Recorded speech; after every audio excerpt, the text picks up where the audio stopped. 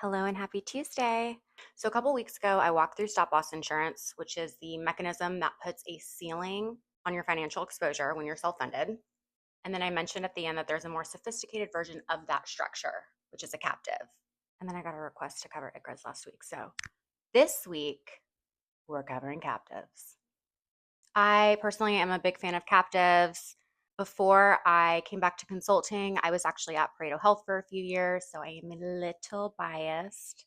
Big fan. Let's talk about it. So, a captive insurance company is an insurance entity that is owned and controlled by the businesses it insures rather than by some third party carrier. In the employee benefits context, a group captive is a structure where multiple mid market employers band together to collectively self insure a layer of their health plan risk.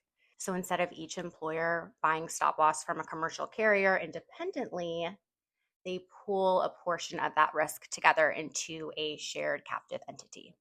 And then what they do is reinsure that catastrophic tail above a certain layer. Usually it's $500,000 to $1 million with a traditional reinsurer. Think of it kind of like a co op for stop loss. The employers in the captive are simultaneously the insureds and, in a sense, the insurer. So if the captive pool performs well, meaning claims come in below projections, the underwriting profit stays within the captive and it's returned to the members. If a commercial carrier had that good year, they would keep the profit. But in a captive, you get it back.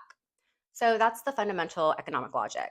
Retain the profit that currently flows to commercial carriers, commercial stop loss carriers when your group performs well. Okay, so a typical group captive has three financial layers. Layer one is the employer's self funded corridor. So each member employer funds their own employees' claims up to a defined specific attachment point. That's your specific stop loss that we talked about a couple weeks ago. So let's say for this example, $75,000 per claimant. This is identical to a standalone self-funded arrangement where every employer is responsible for their own population up to that threshold. So each member is going to have their own specific stop loss. Layer two is the captive layer, claims between the specific attachment point and the highest threshold. Could be $500,000, could be up to $1 million. Those are funded by the captive. So this is the shared risk pool. All member employers contribute to this layer through their captive premium. So when one employer has a bad year and a claimant just blows through their spec, the captive is going to absorb it.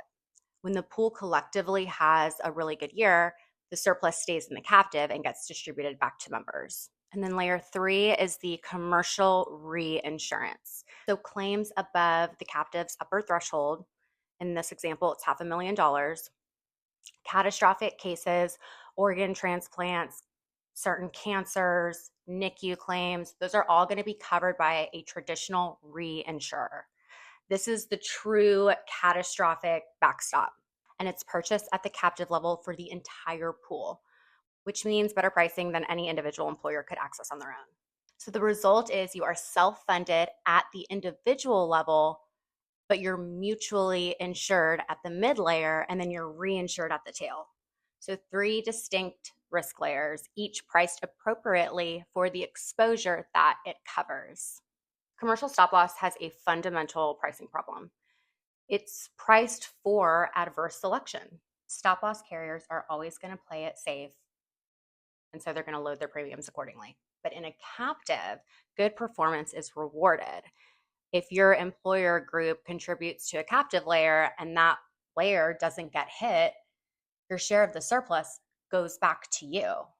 And it can either be a direct distribution or a credit towards future premiums. So over a 3 to 5 year period, well-run captives consistently outperform the commercial stop loss market for those employers that are stable and well-managed populations. The data on this is consistent. The caveat is also consistent. Captives require a longer time horizon. Year one is not where you measure captive performance. You measure it at year three. The other structural advantage is underwriting stability. When you're in a commercial stop loss arrangement and you have a bad claims year, your carrier is going to reprice, and sometimes really aggressively, or they might laser. But in a well-structured captive with diverse membership, one bad year for an employer doesn't destabilize the pool. With the right captive, it's basically impossible. So that's the whole point. Captives are not for every employer. So let's go through who they're designed for. Size. Most group captive programs in the employee benefit space target employers between 50 and 500 employees. That is really the sweet spot. Below 50, the risk pool is too thin. And then above 500, employers often have enough scale to access better structures independently. Claims experience. Captives are underwritten. You can't bring a group with severe adverse experience into a healthy captive. It's not going to work out. Captive administrators look at your prior claims history very, very carefully. They want clean experience, or at least explainable experience. It's definitely a prerequisite. Commitment horizon. Employers who join a captive expecting to exit in a year or two, if results aren't immediate, might be disappointed.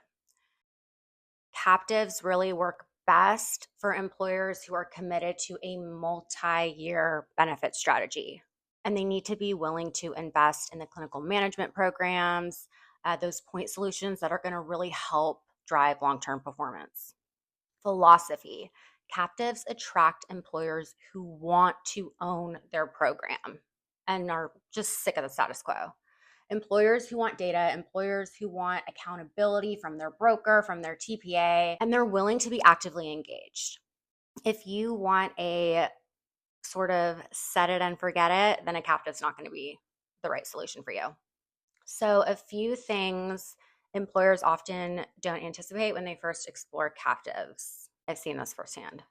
As a captive member, you have a seat at the table. You're not just a policyholder, you are a member and owner.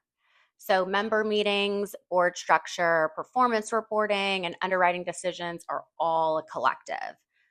And this is the feature. It's not a bug. This is actually a positive, but it does require engagement. Sloppy claims management by one employer's TPA creates exposure for the entire group. And so you'll see that a lot of captives are very picky with the TPAs that they partner with. Okay, third, captive contributions are not the same as premium. So when you fund the captive layer, that capital isn't gone. It's in the captive earning investment income. This is a different accounting treatment than a fully insured premium, and it's really worth discussing with your CFO, whoever's in charge of finances, before you structure the arrangement. Capital is typically 10 to 20% of stop loss premium in years 1 and 2. Some captives require capital every single year, and some do not. All right, next. Domicile and regulatory structure matter. Most group captives used in the US employee benefit space are domiciled in states with favorable captive legislation, like Vermont, Delaware, Tennessee. This is not a loophole. It's actually a regulatory framework designed specifically for this structure. So your captive manager should be able to walk you through that domicile rationale. So this is how I would approach it. Ask your broker or advisor to model your trailing claims experience against a captive structure. What would your captive premium have been? What would the surplus distribution have looked like in your best year? What would your aggregate exposure have looked like in your worst year? AKA, what would your max be? And then that comparison is going to tell you whether the captive math works for your group or the timing's not right. If you are fully insured or coming from a PEO and have absolutely no claims experience, you will be manually rated. And so probably won't have a huge amount of savings in year 1, but it'll be worth it in the long run. Ask specifically about the captive's membership composition, the industry mix, the geographic spread, size distribution. A well-diversified captive is more stable than one that's really heavily concentrated in a single industry or geography. Ask about the captive administrator's track record. How long has the program been running? That is huge. What's the 5-year performance history? What's the member retention rate? Captives with high retention rate and employer and employee resources and education tools are really doing something right. Captives with high turnover are definitely worth scrutinizing. That's all I got. I would love to hear your personal opinions on captives. Has your broker mentioned captives before? If they have, what was the context? I'm genuinely curious right now how the word is being used in the market. See you next week.